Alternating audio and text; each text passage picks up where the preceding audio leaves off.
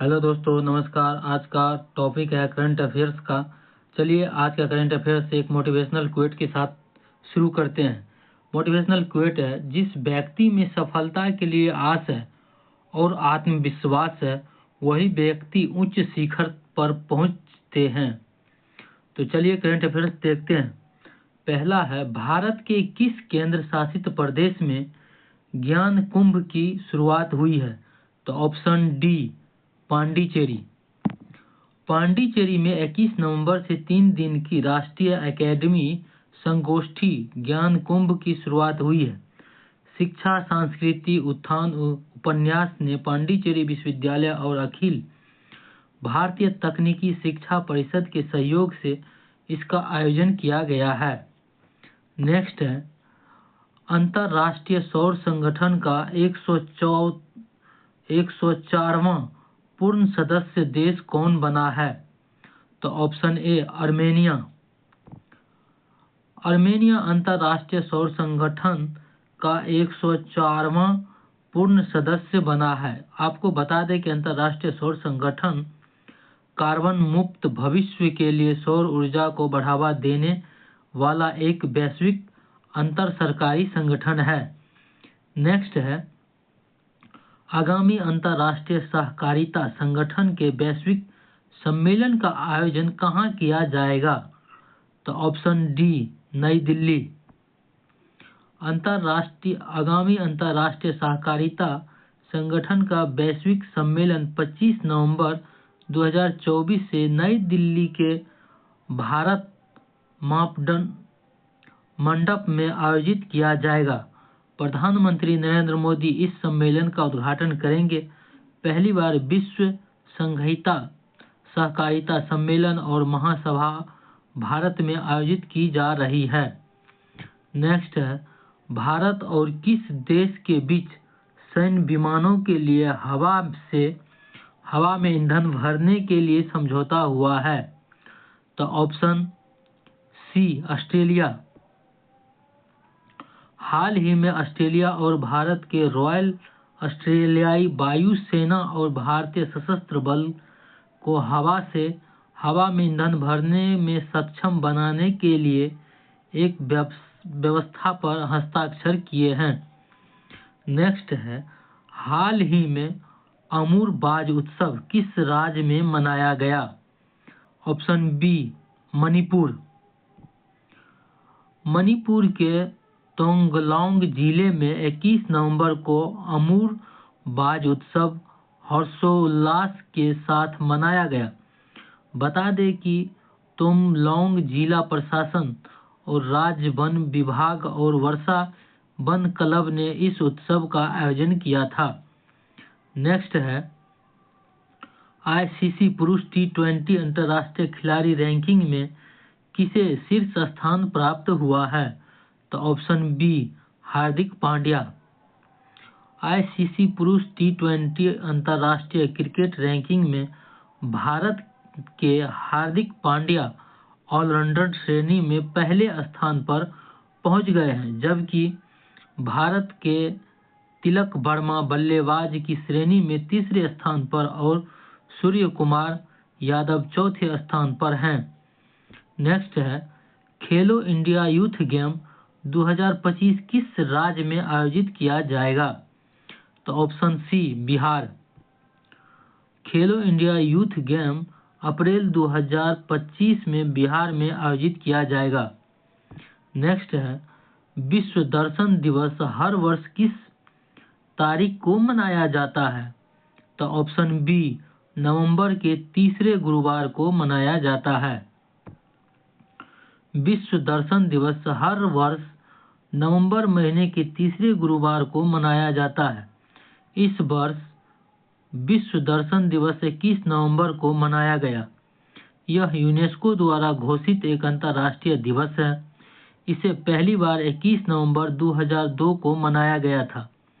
इस दिवस का मुख्य उद्देश्य दार्शनिक विश्लेषण, अनुसंधान और प्रमुख समकालीन मुद्दों के अध्ययन के महत्व के बारे में जागरूकता बढ़ाना है। नेक्स्ट है, हाल ही में राष्ट्रपति द्रौपदी मुर्मू ने 21 नवंबर को नई दिल्ली में किसे श्रद्धांजलि अर्पित की? तो ऑप्शन बी डॉक्टर हरे कृष्णन महताब। 21 नवंबर को राष्ट्रपति द्रौपदी मुर्मू ने नई दिल्ली में उत्कल केसरी डॉक्टर हरे कृष्ण महताब को उसकी 125वीं जयंती समारोह में श्रद्धांजलि अर्पित की। डॉक्टर महताब के सम्मान में एक विशेष स्मारक टिकट और सिक्का जारी किया गया। राष्ट्रपति मुर्मू ने विस्तार से बताया कि किस प्रकार डॉक्टर हरे कृष्ण महताब ने स्वतंत्रता संग्राम के सक्रिय भाग लिया और गांधीवादी विचारों पर दर्शन को उड़ीसा के गांव तक फैलाया। नेक्स्ट है, हाल ही में दिल्ली के सराय काले खां चौक का नाम बदलकर क्या किया है? तो ऑप्शन ए बिरसा मुंडा चौक। दिल्ली के प्रतिष्ठित सराय काले खां चौक का अब बिरसा मुंडा चौक के नाम से जाना जाएगा। यह घोषणा केंद्रीय मंत्री मनोहर लाल खट्टर ने भगवान बिरसा मुंडा की 150वीं जयंती के अवसर पर की। उन्होंने कहा कि यह नाम परिवर्तन दिल्ली वासियों और देश भर से आने वाले लोगों को आदिवासी स्वतंत्रता सेनानी के जीवन से प्रेरित करेगा। नेक्स्ट है, हाल ही में विश्व टेलीविजन दिवस कब मनाया गया है? तो ऑप्शन बी 21 नवंबर। विश्व टेलीविजन दिवस हर साल 21 नवंबर को मनाया जाता है ताकि संचार के लिए प्रमुख माध्यम के रूप में टेलीविजन की भूमिका और वैश्विक जागरूकता, निर्णय लेना और शिक्षा पर इसके प्रभाव को उजागर किया जा सके। नेक्स्ट है, हाल ही में खिलजी राम मीणो को किस राज्य का नया मुख्य सचिव नियुक्त किया गया है? तो ऑप्शन सी मिजोरम। ऑस्ट्रेलियाई के क्रिस इवांस को पहला गुलामी विरोधी आयुक्त नियुक्त किया गया है। अरविंद सिंह साहनी को IOCL का अध्यक्ष नियुक्त किया गया है। अंतर्राष्ट्रीय हॉकी महासंघ का अध्यक्ष तैयब इकराम को चुना गया है। सुमित धर्मवर्धन को ICC भ्रष्टाचार निरोधक इकाई का अध्यक्ष नियुक्त किया गया है। डॉक्टर जैकलिन डी ओसो को WAF का महासचिव नियुक्त किया गया है। अशोक चंद्र को PNB का MD और CO नियुक्त किया गया है। केशव चंद्र को NDMC का चेयरमैन नियुक्त किया गया है। महेंद्र सिंह धोनी को झारखंड विधानसभा चुनाव का ब्रांड एम्बेसडर बनाया गया है। नेक्स्ट है, हाल ही में किसे नागालैंड के 25वें हॉर्नबिल महोत्सव में साझेदारी रूप में घोषित किया गया है? तो ऑप्शन बी जापान। देश की पहली आधुनिक और आत्मनिर्भर गौशाला मध्य प्रदेश में कहाँ बनाई गई है? तो ऑप्शन सी ग्वालियर। देश की पहली आत्मनिर्भर गौशाला ग्वालियर मध्य प्रदेश में बनाई गई है। इस गौशाला में CNG प्लांट स्थापित 2 हेक्टेयर क्षेत्र में इंडियन ऑयल कॉरपोरेशन के साथ बनाया गया है। नेक्स्ट है,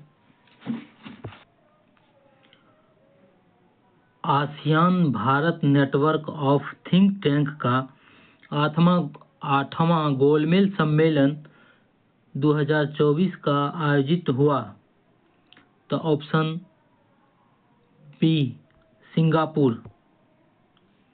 ASEAN Bharat network of think tank का 8वां गोलमेज सम्मेलन 2024 सिंगापुर में विदेश मंत्री S जयशंकर ने भारत का प्रतिनिधित्व किया। नेक्स्ट है वैश्विक मृदा सम्मेलन 2024 कहाँ आयोजित हुआ?